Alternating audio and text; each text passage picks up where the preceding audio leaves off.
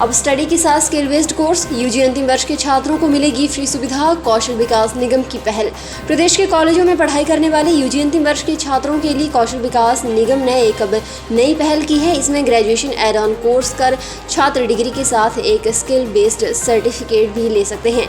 प्रदेश के 25 कॉलेजों में इस एड ऑन कोर्स को करवाया जा रहा है। कौशल विकास निगम का कहना है कि इस कोर्स को करने के बाद छात्र रोजगार भी हासिल कर सकते हैं और कोई छात्र यदि किसी कारणवश पढ़ाई छोड़ भी देता है तो उसके पास एक स्किल बेस्ड सर्टिफिकेट होगा।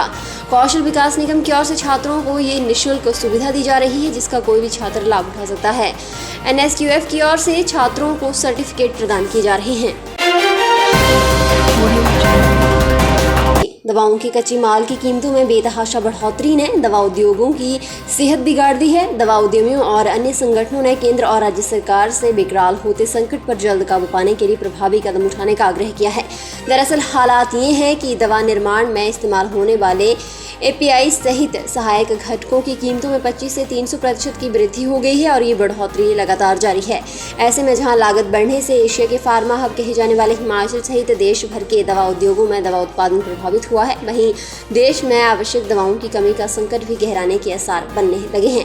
इसी कड़ी में हिमाचल दवा निर्माता संघ ने प्रधानमंत्री नरेंद्र मोदी को पत्र लिखकर फार्मा MSMI उद्योग को बचाने और भारत में दवाओं की कमी के संकट को टालने के लिए तुरंत pharmaceutical raw and packaging material task force का गठन करने की मांग की है। कांगड़ा लोक साहित्यिक परिषद ने राजमंदिर परिसर नेरची स्थित ग्रामीण कला विकास मंच पर शरद नवरात्र अभिनंदन साहित्यिक संगोष्ठी का आयोजन किया। इसमें मुख्य अतिथि के रूप में युवा साहित्यकार सत्येंद्र गौतम रहे। संगोष्ठी के प्रथम सत्र में परिषद निदेशक डॉक्टर गौतम शर्मा व्यथित ने आमंत्रित साहित्यकारों का स्वागत किया और पहाड़ी गांधी बाबा कांशीराम के काव्य संग्रह पहाड़ी सरगम की कविताओं के भाव और शिल्प पर चर्चा की। साहित्यकारों से अपेक्षा की कि वे इस संग्रह को अवश्य पढ़ें और उनके स्वतंत्रता संग्राम के अतिरिक्त मानवीय प्रेम की कोमल कमनीय भावों की सहज अभिव्यक्ति को भी समझे, जिसमें पहाड़ी हिमाचली नई कविता की परंपरा मिलती है।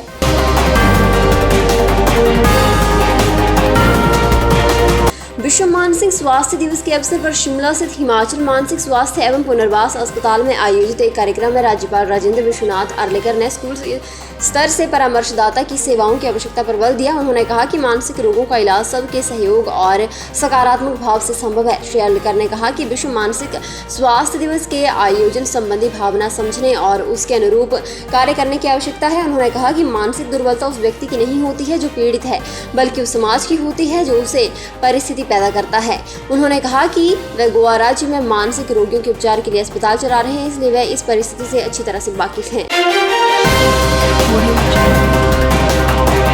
सरकार के लिए सबसे बड़ी चुनौती बनते जा रही है बेकार प्लास्टिक का। इस तरह भी सदुपयोग हो सकता है, किसी को पता नहीं था।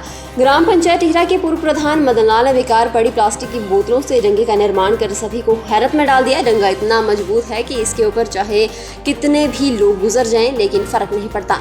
डंगा निर्माण में न तो रेत बजरी लगी और न ही सीमेंट, महज मिट्टी और खाली प्लास्टिक की बोतलों ने ही मजबूत डंगे का निर्माण किया है। आज इस डंगे को देखकर कोई भी पूर्व प्रधान मदन लाल के कार्य की सराहना कर रहा है।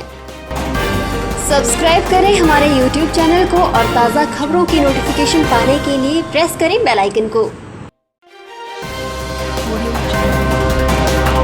मंडी लोकसभा सीट पर उपचुनाव की बिसात बिछ गई है। सियासी शतरंज पर कांग्रेस भाजपा दोनों ने अपने मोहरे उतार दिए हैं। सियासी खेल के मोहरे भले ही कोई और है, लेकिन जंग लड़ने वाले कोई और नहीं है।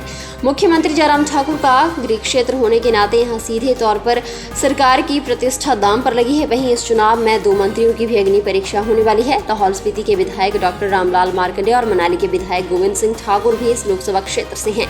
उपचुनाव में दोनों नेताओं की परफॉर्मेंस का आंकलन भी होगा। अब तक कार्यकाल में जनता मंत्रियों के परफॉर्मेंस से कितनी खुश है, ये भी चुनाव परिणाम ही तय करेंगे।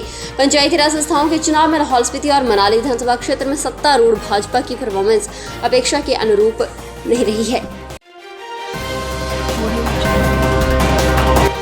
इस बार दिवाली पर घर से जाना मध्य वर्गीय परिवारों के लिए आसान नहीं रहा। पेंट के दामों में 25% उछाल आया है। सीमेंट, सरिया, टाइल्स के दामों में भारी वृद्धि हुई है।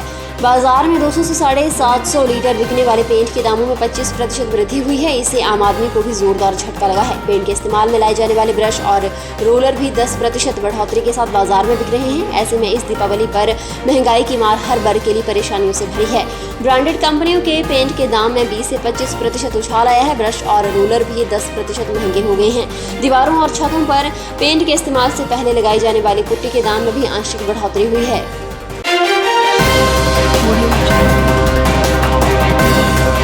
हिमाचल प्रदेश के मुख्य निर्वाचन अधिकारी सी पालरासु ने मंडी संसदीय क्षेत्र और कुल्लू जिले का दौरा किया। इस दौरान उन्होंने दोनों ही जिलों में बने मतदान केंद्रों, मतगणना स्थलों और स्ट्रांग रूमों का निरीक्षण किया। उन्होंने दोनों जिलों के प्रशासनिक और पुलिस के अधिकारियों के साथ बैठक कर तैयारियों की समीक्षा भी की। उन्होंने बताया कि भारत निर्वाचन आयोग द्वारा उप निर्वाचन के लिए दिव्यांग वरिष्ठ मतदाताओं और कोविड पॉजिटिव मतदाताओं के लिए डाक मतपत्र की सुविधा प्रदान की गई है, जिसमें 80 वर्ष से अधिक आयु वर्ग के वरिष्ठ मतदाता, दिव्यांग मतदाता और कोविड-19 पॉजिटिव मतदाता यदि चाहें तो अपने घर से डाक मतपत्र के माध्यम से भी मत का प्रयोग कर सकते हैं। हिमाचल प्रदेश उच्च न्यायालय के न्यायाधीश एवं राज्य विधिक सेवा प्राधिकरण के कार्यकारी अध्यक्ष न्यायमूर्ति तरलोक सिंह चौहान ने कहा कि राज्य विधिक सेवा प्राधिकरण ये तय बना रहा है कि पैसे की कमी के कारण कोई न्याय से वंचित न रहे। इसके लिए निःशुल्क कानूनी सलाह और सहायता का प्रावधान किया गया है। उन्होंने बताया कि विधिक प्राधिकरण आर्थिक दृष्टि से गरीब, पिछड़े और कमजोर वर्ग, अनुसूचित जनजाति, बूढ़े माता पिता, असहाय महिलाओं और बच्चों को निःशुल्क कानूनी सहायता प्रदान करती है। अन्य पात्र व्यक्ति, दिव्यांग व्यक्ति और जिनकी आर्थिक स्थिति ठीक नहीं है, वे भी निःशुल्क कानूनी सहायता के लिए पात्र हैं। वे रविवार को राज्य विधिक सेवा प्राधिकरण और जिला विधिक सेवा प्राधिकरण मंडी द्वारा संयुक्त रूप से उपायुक्त कार्यालय सभागार मंडी में पैन इंडिया अवेयरनेस और आउटरीच अभियान के तहत आयोजित कार्यक्रम में बोल रहे थे।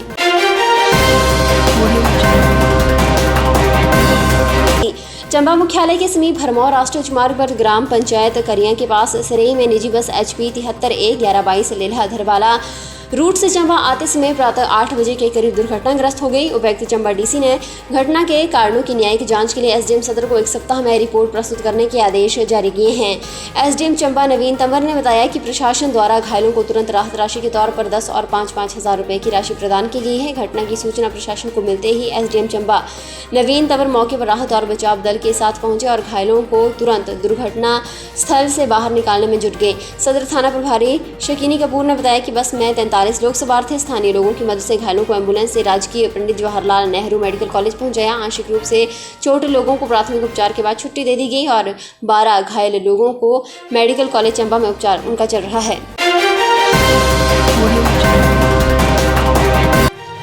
फिलहाल के लिए बस इतना ही। और बड़ी खबरों के लिए बने रहें न्यूज़ पर भारत के साथ।